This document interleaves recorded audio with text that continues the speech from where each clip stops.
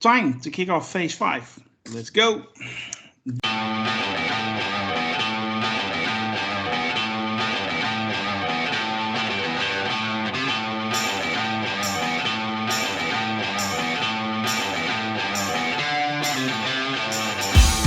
This is the review of Champions, and I am your host, Grandmaster. With me is a powerful panel made up of the finest champions Sakar has lived. Let me introduce them to you. Voice only, Mr. Lord Deathman. How are you doing tonight, sir? I'm doing well, thank you, Grandmaster. Mr. Taylor first. How are you? I'm great. And last but not least, we have Merv. How are you, man? Howdy. Today we are going to talk about Marvel Studios Antman and the Wasp Quantumania. But before we do, I want to ask you all to help us out by liking and sharing this video and by subscribing to our channel. And if you really can't get enough of us, you can join our ranks. Go to Sakar at sakar.freeforms.net, set up an account, get to know us, and yes, you can even join us in our reviews or podcasts. We would love to have you join us. Consider this your final warning. After this point, the spoilers are incoming. So if you haven't seen the movie, please go do that first and then come check out our review. Marvel Studios kicked off phase 5 of the MCU with Ant-Man and the Wasp Quantumania. In this film, we get our second look at Kang, the new big bad of the Marvel Cinematic Universe. Second look because we met his variant in Loki Season 1 first. The critics loved Jonathan Majors in the role, but the movie got an otherwise lukewarm reception. Can I say that? Is that justified, actually? Well, that is what the champions are gathered here for today, to answer that specific question. We're going to do 3 rounds. First, we're going to do our quick thoughts. After that, we do a deeper dive into our likes and dislikes for the film, and we will end with a rating. And you never know if there's any afterthought that comes up as well. So let's begin with quick thoughts. Taylor, may I have? I really like this movie. Okay. Yeah, I really like this movie. Great action scenes. The visuals were really good and creative. I liked the villain. I liked Kang. I liked the family story, the dynamics between the main characters. You know, is it a 100% perfect movie? No. Very, very few movies are 100% perfect. But as an MCU entry, I think it's close to top tier. It's a very good movie, and I really enjoyed myself watching it. That's good to hear. Merv? Yeah. First thoughts, great visuals. It was funny. I had a good time watching it. Just like all the other Ant-Man movies, it's a good, kind of just fun popcorn ride. And then they actually threw in a little bit more bigger MCU, planning in there as well. So, yeah, I had a good time with it. Okay. Lord Deathman? It looks like I'm going to play the bad cop here, in that, not to take up too much time in the quick overview, but I have a connected buddy who kind of saw this ahead of me, and I always kind of hound him for what his remarks would be because we have similar taste. And he said, you know what? This is the first MCU movie I've seen that I think was pretty horrible. And I think it had a bad script, and he wasn't really all that impressed with Jonathan Majors. So, my heart started sinking because I was like, 90% of the time I agree with this person. But I'm happy to report that I went to the theater and I was largely entertained with Quantumania. I think it stands up well as a superhero movie in general, as a genre film. Does it reach like the gold standard of where the MCU is when it's really firing on all cylinders? I would have to say no. I had quite a few problems with the movie, but I'll go into that in the deep dive. So overall, pretty entertaining. but it did have significant problems, in my opinion. Okay, well, I'm looking forward to hear more from you. Well, personally, I really enjoyed the movie myself. I actually thought it was a return to the true MCU. It felt like it was a self-contained story, even building on some things that happened in the past with the main character or main characters, but also having a major impact on the overall overarching story, while being connected to previous movies, setting up new movies. I still really enjoyed what was happening. Technically, yeah, there could be things better, especially the end, But I will get to that also later. But overall, yeah, very much more than okay. Well, Merv, give me yeah, your most likes, dislikes, deeper dive, any thoughts you had. Just spill it out. Yeah. Likes, I thought Jonathan Majors did a really good job as Kang. He brought a different vibe to the villains. There was moments where he almost felt unpredictable, like where he was a little bit off kilter in both his mannerisms and like the things he would say, and just everything about him. Like it rang a little bit different, and in a good way, in a lot of good ways. It didn't feel like a carbon copy of a villain that we've already had in the last 15 years or whatever. So I really like that. um, Surprising, MODOK. I'm not a big MODOK fan, but I really enjoyed him in this. I thought the way that they brought that character in and tied it to the previous Ant-Man films, I thought that was really interesting and a really good idea. That way we didn't have to get like, well, who's this guy? This whole backstory. We already know it. If you've seen the first Ant-Man, you understand who this guy is, and then quantum realm shenanigans forced him into this creature that we see in front of us. And I really enjoyed that. In general, Paul Rudd's just fun. He's just a really fun actor to watch in this role. I really like Ant-Man just for he feels normal. He doesn't feel, he just feels like a normal guy, and he's just fun and just wants to live a normal life. And I really like that about just the character in general. I liked some of the stuff with him and Cassie in this one. But probably not as much as the previous films. There was something about Cassie in this one that I just didn't quite click with me. And I get that they're, it seems like in an overall MCU thing, they're trying to bring the next gen up to kind of meet the old, hats. But I don't know. There was just something about her character that like the way she was acting and the way she was, it just didn't click. I didn't fall in love with her this movie. But I still liked the relationship with Scott. The rest of the family dynamic, it's okay. I wasn't looking for like a huge emotional story arc in this, but I do felt like they set up some things and then never really paid off, especially between like Scott and Cassie, and then Scott with like his, lost time with his daughter, and with him like kind of falling out of being a hero, and then, basically being forced back into it. And it's like they set some stuff up in the beginning, and then it was just like, well, here's our adventure. And that's fun, and that's fine, and that's kind of what I expect out of an Ant-Man movie. But I almost wish they didn't set up these complications in the first 20 minutes, because they never really went anywhere for me. And sorry, I just heard a toilet flush. The other thing, like some things I didn't really care for.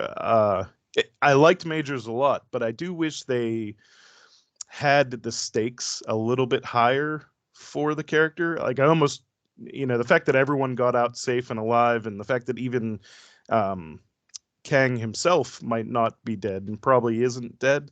Like it just felt like there weren't drastic stakes. And again, that's okay for an Ant-Man movie, but not whenever it felt like they were deliberately setting up kind of the next big, problem that the MCU is going to have. And I feel like if they would have just went a little harder with Kang and maybe threw a sacrifice out there, either Janet or Hank would have been the, two obvious choices. Maybe I would have felt a little bit more like, oh crap, whenever we got to the end and we saw all of them and we're worried about the army of Kangs that is now probably going to descend on Earth. So just, a little bit of a mixed bag, but overall I really had a good time watching it. And it wasn't until I got home and started thinking about it that I was like, there's a couple little contrivances here and there and some things like that. But, as far as entertainment goes, I had a fine time with it. Okay, Lord Deathman. Oh, indeed. Okay. First off, for the folks at home, I want to go on record saying that I had nothing to do with that toilet flushing. So you can't pin it on me. But that being said, getting to the movie and my deep dive analysis, this wasn't a movie that I was disappointed with, but I do think that it does feel like this movie has a couple of problems from my own point of view and personal preference that are pretty pronounced. So I want to start with the things that I thought were negative about the film. And I don't know if you guys watch Adult Swim cartoons, or there. Once we get to the quantum realm in this movie, I think that's where the film starts to kick into high gear. And for some reason, I just couldn't connect with any of the characters in the quantum realm. Not Bill Murray's character, not the guy who reads minds, not the sort of knockoff Xena the warrior princess. None of those characters made any kind of impression on me. And then there were some of these kind of weirder aliens that you might see again in an Adult Swim cartoon where nothing quite makes sense and you're just seeing weirdness for it to be weird. I didn't really think that you needed a character to go into a diatribe about the beauty of holes in humans or in their own bodies. Some of that stuff just feels like it feels endemic to the type of writing that you would get in Rick and Morty, which is where Jeff Loveness comes from in terms of his writing career. And it just so felt like he was, kind of at some point leaning on making things weird for the sake of them being deliberately weird the way you would have it. But if you like Adult Swim stuff and you're really big on Rick and Morty and that type of cartoon language, I'm sure this felt, good to you and you might have been able to connect with the characters. But it felt weird in a Marvel movie. So that was an issue for me. I do wish they went a little deeper into some of the family issues that they were starting to bring out, the whole idea that Janet has a secret and the idea that Scott is a guy who's lost all this time with his daughter. They kind of hit that beat pretty hard in the promotional stuff. But then when you get to the movie, I don't want to say it was an afterthought, but it certainly wasn't something, I thought the deal would be more like Kang is saying, you know what, if you can get this thing back from me, I can make it so that you never missed any of that time with Cassie, versus it being a straight up sort of hostage situation where Ant-Man has to go and get the MacGuffin just because his daughter is being it would have been so much richer if it was more like a real kind of Faustian deal where it'd be like, yeah, I would give up being Ant-Man or whatever with the Avengers if I could get that 5 or 6 years back with my daughter. Who wouldn't? Anyone who loves their kid, I guess. But I feel like that dynamic didn't really pay off as well as they alluded to in the marketing. So buyer beware as far as going in and expecting something there. But that's the end of really all of the problematic stuff I have with the film. Once Jonathan Major shows up on this film, it really does become a completely different movie for me, and I love his Kang. His Kang is just so right off of the panel. His manner of speech, his gestures, his movement. He seems to have become a totally different human being than the character he played in Loki. I love Kang conceptually. I love the way he was visually sort of shown in terms of the usage of his powers and the various abilities he has, and how far he's willing to go to realize this vision of an orderly reality according to what he believes time should look like. So I was there, and sometimes he does such a good job. He makes every other actor in the movie, maybe except for Paul Rudd, look like a complete joke. I mean, it's like having Robert De Niro, doing taxi driver error work or something like that, and then the rest of the cast is, I don't know, somewhere in Dynasty land, like doing soap opera work. It was just weird, the disparity between the level of acting. I would almost go as far as to say that he might have thought he was in a different movie than everybody else. But I think it was just Jonathan Majors trying to make a great first impression, and he knocked it out of the park. I loved all the Giant Man stuff. You could give me Giant Man 24/7, and I'm going to love that. But when Scott goes really big and decides to bring it to Kang, that stuff was excellent. Like, that was Marvel firing on all the cylinders, the way the genre should work, and with their particular, unique way of telling that as a great story. So it's a mixed bag. I don't want to be as harsh as the critics were. I don't really understand their, how the RT score worked out the way it did. But I do want to admit that there were some problems in this film that I think Marvel kind of needs to shore up if they're leaning on those guys that are coming out of the Rick and Morty world. The fella Waldron, who was writing Loki, and now Loveness. I don't think that they should try to make the MCU into like a cartoon. But I will see the floor now to hear what other champions thought. Okay, before I go to Taylor, I want to throw in Michelle Pfeiffer. I thought she was excellent in this movie, and certainly on par with Jonathan Majors, in my view. But of course, you have the right to have your own view. Taylor, I want to hear from you now. I need some positivity after this. I have lots of positivity about it. I thought all the acting was really good. Now, yes, Jonathan Majors was fantastic, but I don't think anyone looked shabby next to him. I thought all the acting was very good. I was happy with the amount of family interaction stuff. I mean, I didn't go here to see a soap opera. I didn't, they established the dynamic of the family, and you had that in the back of your mind as you watched the story unfold. It was all there. It didn't need to beat us over the head with it anymore than they already did, in my opinion. I really liked the backstory that they told us, the story with Janet Van Dyne and what happened to her in the quantum realm and meeting Kang and all that. I thought that was really well developed and well executed. A little bit annoying that, she refuses to tell anyone what's going on, but that's kind of a trope. You got to build the tension, keep the mystery for the other people.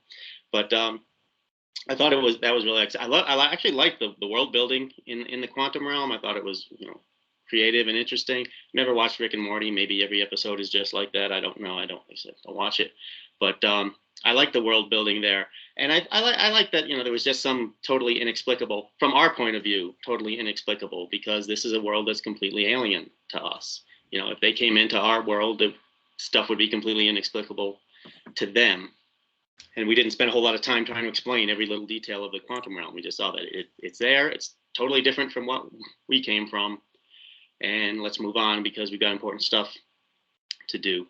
So I thought they did a really good job with that world building. It felt kind of like, Marvel has always done a very good job of drawing inspiration from other sources, other types of movies and other genres and things. And this felt very much like a suddenly finding yourself in a fantasy world type story, whether it's something like Tron or even like The Wizard of Oz. It felt like that, the sense of wonder and the sense of, how alien this world is and how, anything can happen, or you don't know what can and can't happen. So I thought that was all really good. I really liked MODOK. Now, was his backstory comic accurate? No, but the MCU has changed lots of things from the comics, and usually for the better, to fit into the universe that they're building.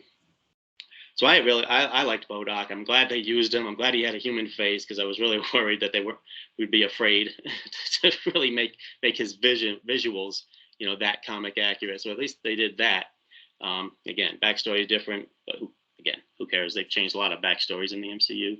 But I thought MODOK was really good, and I just I wondered to myself, whatever year the first Ant-Man movie came out, what was it, 2014 or something? 2015.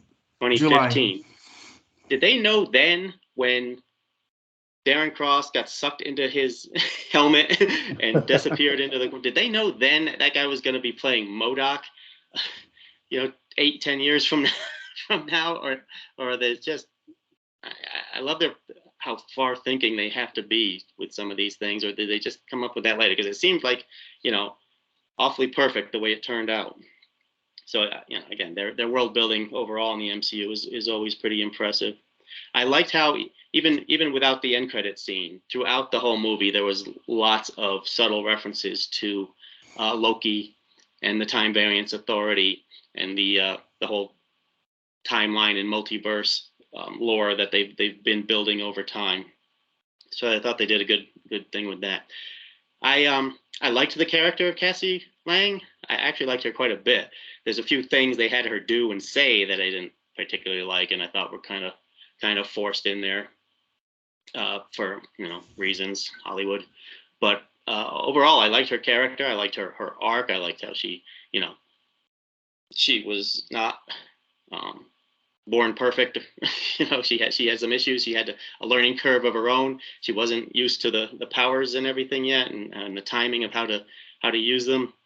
So she had a bit of a learning curve, but she learns quick, and they established that this wasn't her first day in the suit. She's had training, so they because sometimes they do that too. Here, put the suit on and poof, you're a superhero.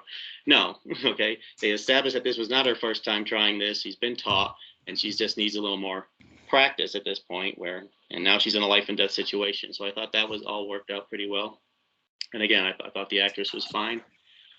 I loved a lot of the action scenes. I really liked the action scenes. The attack on the rebel village, I thought was a pretty well done action scene. Couple of just little points in there where it got a little shaky cam and a little chaotic where you couldn't tell what was going on. But overall, it was a really good action scene. I loved when MODOK arrived. It was really weird, how the buildings are alive and everything. But again, I really like that aspect of the world building. How just everything was so alien.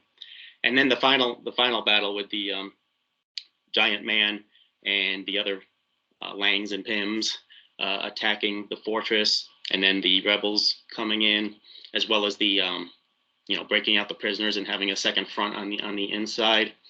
I thought that whole action scene was really executed really well. It was huge. I mean, it was a really big scene, and all the different technologies that Kang's armies were using, I thought was pretty interesting.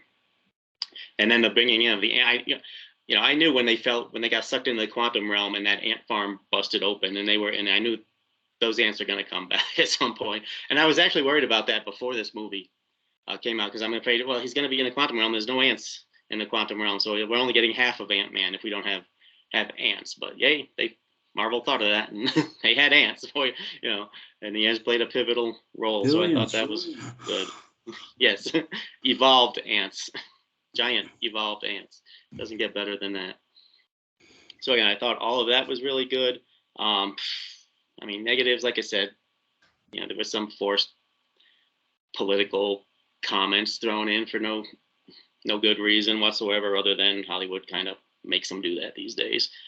But like I say, can't really think of much negative. I thought Kang was good. I liked the ending. I liked how it ended. That Kang, as at least out of the picture for a while. He may be dead, he may not. It doesn't really matter, because there's like thousands more Kangs to choose from. I liked in the end credit scene where we saw the three Kangs, and I need to go back and watch Loki season 1 again, but I feel like those three Kangs were sort of a version or represented by those three statues that the TVA were worshiping or following in the, I feel that, they didn't look exactly the same, but I figured that those three must have been the inspiration for those characters that ruled the TVA that didn't actually exist. They were just statues. But he who remained was actually pulling the strings of Kang. So I'm thinking there must be some connection there. So again, I thought that all worked really well, the way they connected it to the TVA, and how even when Kang was explaining timelines and stuff, and he drew that magical ring around him, it looked exactly like the thing that the TVA watched, their computer readout that showed breaks in the holy, or whatever they call it, the holy timeline that they were protecting. So how that all connected. I like that it was basically an enclosed story. It didn't feel like chapter 1 of the Kang dynasty or whatever that movie's called. I like that it's its own story. You can watch it all by itself and still have a great time. But it did do all the world building that the MCU needs doing. So overall, I think it's a good step. It's a good start for Phase 5. I think it's in some ways stronger than a lot of the stuff they did in Phase 4, which was mostly pretty good. But I think this was a little bit stronger than most of the. I think Phase 4 they spent too much time introducing new characters and new ideas, and that's not like that didn't destroy Phase 4 for me. Because like I said, there's a lot of great stuff in Phase 4, but hopefully now we'll get a little bit more focus in Phase 5 on the the main story, as well as whatever side stories you're going to have to tell. But I got nothing to complain about. I liked Bill Murray's role, even though it was a small one. He's always good, but it was an important role because he kind of bridged the information hole there. Michael Douglas and Michelle Pfeiffer were both great. Overall, it's a pretty small cast, actually. It's really just the 5 family members, and the Wasp. She had a somewhat smaller, reduced role in this, but that's just because there was just so many characters and so much happening. But she did come through big time at the end, and in a couple of key places where the action happened, she definitely stepped up. So like I said, you got a very small cast. You basically have the 5 family members and Kang, and then everyone else was really just lower level supporting cast. And I thought that actually worked pretty well. You didn't have to spend a whole lot of time developing these other characters. It told you what you needed to know about them and didn't waste any time with it. So those are my thoughts. I haven't read a whole bunch of reviews or watched a whole bunch of reviews. When I came home, I watched a couple on the internet, and I almost pulled my hair out at the stupid criticisms they were coming up with. And then I looked at some of on RT, how they just put little blurbs of reviews, and half of them are just ridiculous, stupid criticism. It seems like a whole lot of them are saying, well, it's different than the other 2 Ant-Man movies. It didn't feel like the other Ant-Man movies. The Ant-Man movies are supposed to be funny and okay, so I'm confused. Is formulaic good now and different is bad now? Or are we supposed to, not be formulaic? And who says Ant-Man has to be one thing? Who says Ant-Man can't face a world-threatening threat? He does in the comics, oftentimes. Heck, he's one of the most powerful Avengers when you think about it. When you combine his ability to shrink and grow both himself and other objects, as well as control millions and billions and trillions of ants, he's one of the most powerful characters in the whole MCU. So a lot of the criticisms were just that I've seen are just ridiculous in my opinion, and I think some of them need to relax, and some of them are just completely off the wall. I think they didn't even pay attention to the movie, but you get that a lot with critics. Most of them a lot. Some of them they really don't pay attention to the movie the same way that we invested fandom do.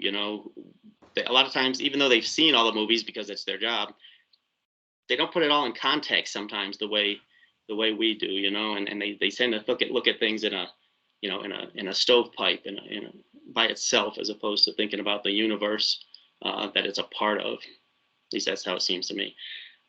Whatever. It's about 48 or 49 or something on RT right now. Don't care. Right, I'll decide. I think the audience reviews have been a lot I think they're like 84% on RT audience reviews. So I guess the audience mostly so far disagreeing with a lot of the critics. So, and I'm with the audience. I thought overall solid entry in the MCU. Yeah, my first thought was I must not be a very good movie critic because the two lowest rated MCU movies on Rotten Tomatoes are among my favorites because I can safely say that Antman and the Wasp Quantumania is among my favorite MCU movies because it had so much. It felt so much like a real MCU movie. You know, where some of the movies in Phase 4 felt a little bit like they had to be made. If like a Black Widow movie, people were begging for that for 10 years, so let's make a Black Widow movie. Shang-Chi was excellent, so I won't complain. Eternals is my favorite MCU movie, so don't get me wrong, but it's also the lowest rated MCU movie in Rotten Tomatoes. And yeah, Multiverse of Madness, yeah, it's good, but didn't really feel like it was, yeah. No Way Home, everybody knows that I loved it the first time I saw it, but the second time it fell flat on its ass. And you know, there's a lot of all those movies, Thor: Love and Thunder. Don't get me started on that atrocity. And then we have Wakanda Forever, which basically was saying goodbye to Chadwick Boseman. So they all felt a bit like they were made to because they had to. They didn't really impact the overall story or the overall universe. Maybe here and there, Shang-Chi was the strongest in that, and basically, it's also for me the best movie besides Eternals because of that. And Quantumania really felt like, yeah, like what Civil War or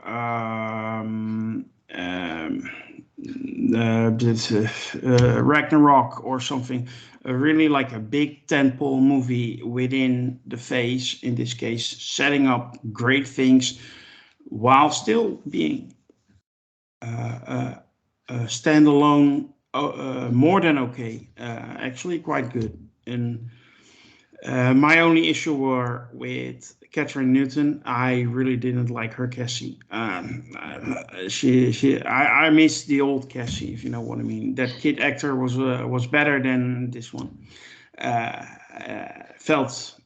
She felt like out of place most of the time for me. And yeah, that's just a personal taste. Can't say she acted badly or anything, but yeah, it just didn't click. And I had some issues with the final battle because although I enjoyed the Deus Ex Machina, which I saw way coming, because when they were sucked into the quantum realm, I also already saw the ends. But then, of course, they went through some time dystopia, and they all evolved and reproduced, and they were like billions of high-tech ants all of a sudden flying around or walking around in the quantum realm. It felt a little bit forced, and yeah, it turned the final battle a little bit into a CGI fest, and that's a critique you can have with a lot of Marvel movies. So yeah, they fell into their same old trap, and yeah, that was disappointing. I do like the fact that they had Jonathan Majors Kang was fantastic. I already loved him in that half hour we got in Loki season 1. He was already stealing the whole show for me. And yeah, he did it again in this movie, and I can't wait for the future. And you know what, Taylor, I will give you the word first, and then I will start a new thing here. Taylor. Yeah, I thought of something I didn't like in the movie when they're at the dinner table. Cassie and I think some of the other members of the family kind of suggested to Ant-Man that he's not doing enough. He's writing a book and enjoying his fame, or he should be doing more. I'm sorry. No one would say that to the guy who, more than anyone else, saved half the friggin' universe. Okay? He deserves a rest. You know? He deserves the fame. I agree. I totally 100% agree. You know, I'm sorry. That's my daughter. Smack her right upside the head if that was my... Oh, I'm not doing enough, little girl. First of all, I was stuck in a quantum realm for 5 years because everyone freaking turned to dust. I got out, found the Avengers, told them about time travel, went back and I mean, come on, give him a break. He deserves a break. You know, that was just one thing. It's like, oh my God, how forced and how ridiculous. Yeah, the people that are still alive still need saving, I guess. Lord Deathman. Yes. I wanted to piggyback off of Taylor's comments. I agree with him. That was kind of a weird thing for Cassie to kind of say about a guy who single-handedly saved half of the universe, almost, in terms of him bringing the time travel mechanism to the Avengers for them to exploit to defeat Thanos.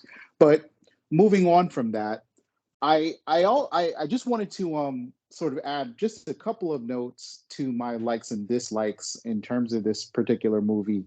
And I think if I had to boil it down just to some quick notes, it's really the changing of tone in this movie was just really jarring for me. Whereas it seemed the very first parts of the movie were almost comedic and lighthearted, and then you move into this sort of super dangerous threat with so much gravity. It was hard for me to reconcile that. And I'm not saying that that's a problem that should not make you want to watch the movie or that you should even agree with me. But as despotic and as ruthless as Kang is supposed to be, no one in the quantum realm has lost their sense of humor about it. and I just felt that was a weird incongruity in the film in terms of the overall harmony of the tone and certain ideas about the quantum realm. Again, some of the weird aliens, none of those creatures or those constructs were really registering to me as anything I should connect with, more so than I think one critic sort of put it well, and I could agree with them, and that it's just weird stuff happening on the screen, and then we're going to move on to something else that's kind of weird, which is kind of the style that these writers kind of come from. But I'll save the rest of my notes until we get to actual grading of the film. Yeah. Before we do that, I want to start a new thing, and it's going to be quite obvious because we're now in phase 5, and we're working towards the end of phase 6, basically, which will be Avengers: The Kang Dynasty and Avengers: Secret Wars. And the thing is, we now have a first proper introduction of the new big bad, Kang. And yeah, I'm a sucker for comparison. So this is time for the first round of Thanos versus Kang. And I want to hear from the champions, who does it better? So let's kick off with, Mr. Lord Deathman. I know he likes this kind of stuff. For the MCU, you're wow. This feels like something you shouldn't compare because both actors do such a great job portraying these villains. It's like a weird showcase of talent and how they're doing things so differently. I think it's early days for me to pick Kang as like, the definitive baddie of the MCU. So I have to stick with Thanos because they just created such great story and drama around that particular character. But I will say Jonathan Majors is off to an incredible start. I love the way that he's embraced the somewhat silliness of the character as it was laid out in the 60s. This kind of weirdly superior guy from another century. He's kind of just leaned into the chin raised up sort of royalty of Kang, who, can't be bothered with those who don't understand his holy mission to reconcile the multiverse. And I mean, it really is right off the panel when you see it. And I just love the realization of his power set, which Kang is a man, but he's a man with, centuries, technology that is centuries ahead of the current moment. And he just seems, or perhaps is, unstoppable. Like what he can do feels like magic because it's just technologies from centuries ahead. So I'm gonna have to give it to Thanos in this comparison. But again, still early days for Jonathan Major.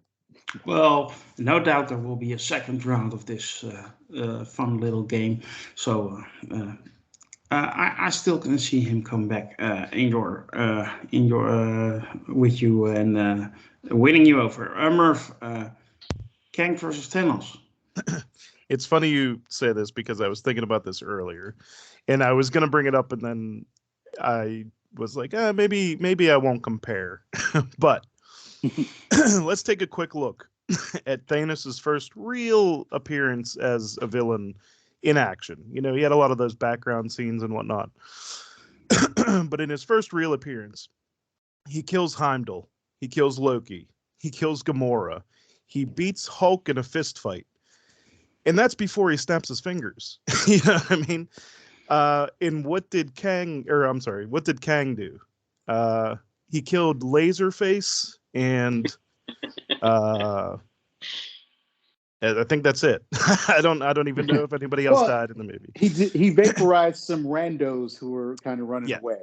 Yeah, a bunch of the goo buildings. I think some of those ships that are alive and the creatures of the quantum realm suffered. I mean, obviously he conquered a whole bunch before, but as far as impactful, moments of this guy's awesome, showing how much of a force of nature he is, we really didn't get too much. And that's kind of coming back to my point earlier about like, I just wish they would have thrown like somebody into the volcano here just to make one Kang feel that much bigger, so that whenever we see the several thousands of Kangs, we are like, oh crap, this might be a real problem.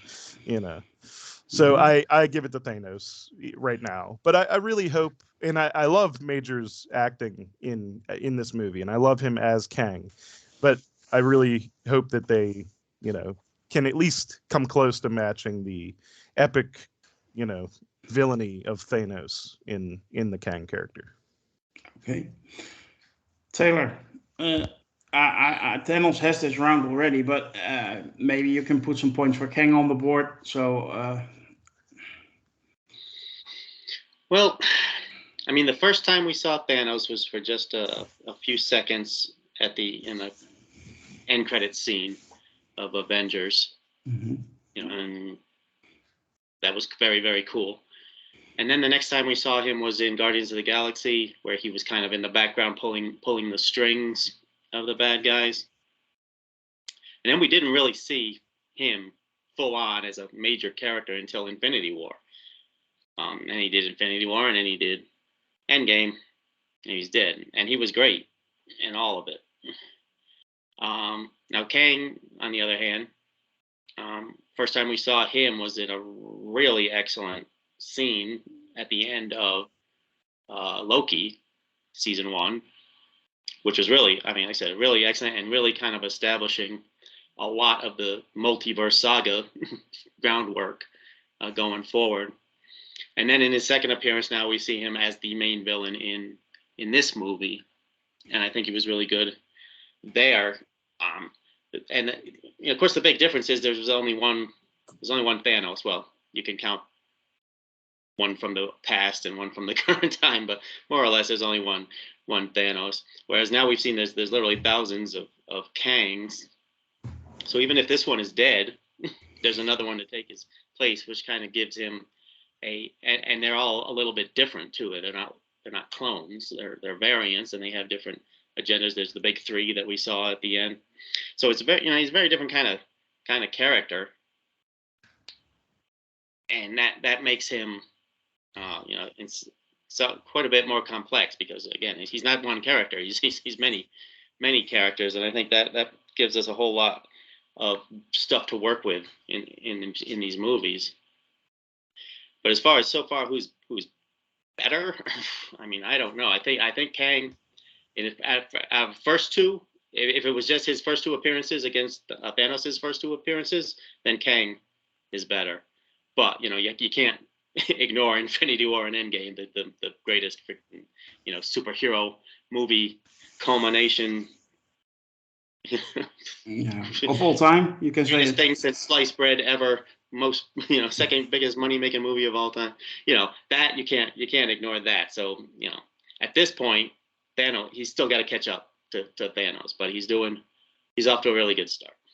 Fair enough. I agree, actually, but I do want to say that to me, Kang feels more menacing. I wouldn't say he is already more menacing. I mean, he got in a battle with Ant-Man, and Ant-Man didn't even have to crawl up his butt and grow. I mean, and already defeated him.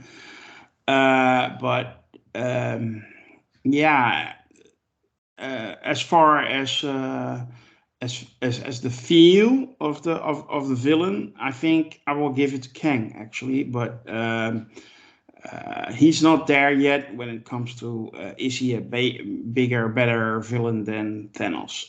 Lord Deathman, you had a follow-up. Just a quick follow-up when comparing Kang to Thanos. I think there was something about Thanos and the way Josh Brolin created the character and the performance that made you feel like Thanos was reasonable, even though what he was proposing was completely unreasonable and kind of psychotic.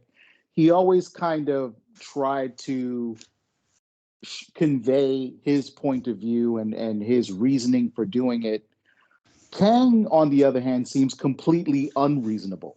He's not ready to explain anything. A lot of it comes from him sort of trying to portray this character as an aloof, aristocratic villain. He's like in the Zorro movies where there was always that henchman villain who was like from the upper class and knew great swordsmanship, and didn't feel like he needed to be dealing with like Zorro, who was from a commoner or whatever. So if you just go back to those old classic kind of villains, I think that's what Jonathan Majors is channeling in his version of Kang. And there's something that does make him more menacing because he's so unreasonable about the whole thing. There's no like discussion or negotiation with Kang. But that's all I wanted to add. There's one other concept that I heard that in the earlier drafts of this movie, when they were writing it, they had an idea that those the guys with the orbs for faces, his kind of his disposable robot army. I heard that originally they wanted to make each one of those robots a Kang, a Kang that the Prime Kang had subjugated and kind of turned into soldiers. And I was like, wow, that would have been interesting and kind of freakishly weird had they done that, if they wanted to keep on going on the weird train. But that's the last I'll say about any Thanos Kang comparisons. Okay. I'm sure we will be back for another round at some point in our reviews in the upcoming weeks, months, years, centuries, different timelines, multiverse. You never know. Let's rate this movie now.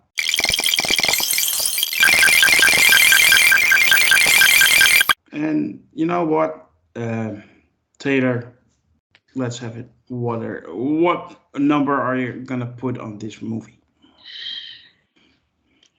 Well, real quick, one scene we forgot we haven't even mentioned is the scene where Ant-Man steals the power source back and he goes into that, what is it, storm that makes every possibility appear, and there are thousands of Ant-Man. That was pretty cool. And I love how one of them was working for Baskin Robbins. Yeah. and you could hear someone in the background saying, "Do you have ice cream?" Yeah. It was cool. That was a great scene. Yeah, it was. It was well done, and how they all had the same goal and everything. But I will give this movie a very strong 9 out of 10. Fair enough.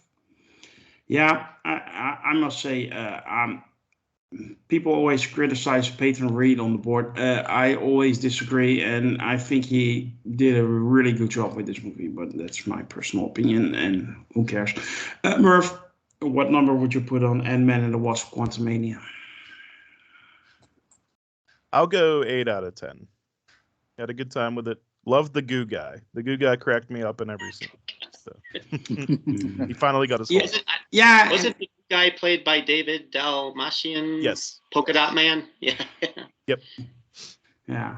So, yeah, he was quite relatable. I have holes too. Lord Deathman, can I have your rating, please? Absolutely. I just have a small little bit of preamble before I give my rating. I just want to say it's largely based on what I feel is a slight inconsistency with the tone. I do think that some of the more comedic and deliberately weird elements of the earlier part of the movie almost undermined Kang, if not for the incredibly strong performance that Jonathan Majors brought to the table. It would seem like, I'm kind of on Kang's side because these guys are just sarcastic jerks. Why not enslave them? But I'm going a bit too far with my criticism there. But that's largely what my criticism is based on. I also do want to give out sort of a shout out to the actress that played Cassie. I didn't have as much of a problem with her as a lot of people I'm seeing on the internet did. I thought it was a perfectly fine performance. I'm not going to put her in any kind of Hall of Fame or, point out any memorable acting moments she did. I think she did the best she could with the material, and she's a pretty good actress. I don't know that anyone else stands out, unfortunately, to me, as far as performances. Just once again, because Majors just kind of dwarfs everybody, at least in my own view, in terms of performances. But my grade because of that is, you know what, I was going to say a 7, but I'm actually going to give a half a point more at a 7.5, because I do think that once Ant-Man starts to go towards the mission of recovering the multiversal drive, the movie is nearly perfect from that moment on. I would not have a serious problem with it at all. Overall, with that 7.5 grade, I look at what the critics have said with their, 50% or 40% or whatever their grade is. I think we do, like, Quantumania does, it marks a turning point in the MCU. I know people say that a lot about these MCU movies, but this movie really has so many weird and esoteric comic book level concepts in it that I can see people that I saw the movie with are jumping off the train. They're like, a probability storm, multiversal drives, like this, like, okay, they opened up a window in and then they could jump to another dimension. That kind of makes sense to me because I see it on the CW and Flash, but the rest of this stuff is like not making any sense to me. And I kind of feel good about the idea that that element of the fandom is dropping away, because I feel like the MCU now has a self-sustaining fandom of people that are kind of like Star Trek fans or any other big fandom, where we can open a movie at 110, and it's not really, we're not waiting for the rest of Middle America to join us on it. We can kind of keep it so that these movies do good business and we get sequel after sequel now. It's almost a self-sustaining machine. So final grade, 7.5. Okay. I really liked the moment where Hank Pym, Michael Douglas, had his moment of glory in the MCU. When he drove all the ants, that I really actually liked. Although it turned the whole thing into a CGI fest, which I didn't like. But that moment, him stepping up with all those ants and changing the way things are, really, yeah, I felt that. I like Michael Douglas as an actor, and that was cool. He was, especially after the first Ant-Man movie, he turned into a grumpy old grandpa a little bit, and they kept on doing that, and I didn't like that. But this one, they gave Hank Pym his moment, and I liked it. That being said, this is not the best MCU movie I've seen, but it's a good MCU movie. I will give it a solid, more than solid 8 out of 10. I really enjoyed myself, and it made me excited for the future of the MCU again, and that's been a while, because I haven't felt that way since Captain Marvel, actually, because then I was excited for Endgame, and after Endgame, yeah, I did feel excited for what the future would be, but I didn't know where they were going, and now I have some idea, at least, and that's a nice feeling to have back. So 8 out of 10. I might have to join you there and retract my previous grade, 8 out of 10. I just saw Jonathan Majors in my mind walking on a glowing stepping disc. That adds another 0.5. That was just too awesome. Like the visual effects department of the MCU really deserves a lot of credit for making Quantumania work. Yeah, absolutely. Yeah, this movie is quite good. And apparently MODOK is no longer a dick, so that's a good thing. Yeah, that took a little bit too long in my view, and maybe that's where my dislike for the whole Cassie came from. I mean, that scene I could have done without. Yeah. Personally. I was actually waiting in his death scene for him to just like look around, like after he dies, just because it would have fit like how lighthearted they were about it. They were just like, okay, I guess you're an Avenger now. Like, okay. Meanwhile, he's dying. He's literally dying right in front of you, and they're just like making jokes. But I enjoyed it. Did anyone else have the same feeling? It just came up. So before I conclude our review, when those ants were attacking Kang, he made a circle around himself, and those ants were trying to get in. It really was reminiscent of Infinity War, where those aliens were also trying to get into Wakanda. It really reminded me of Yes. I love that scene because of just the way they show Kang's technology. It's a personal force field that feels like what you would have if you took Stark Tech and moved it into 3 centuries from now. He's wearing like light armor that does 10 times as much as the Iron Man.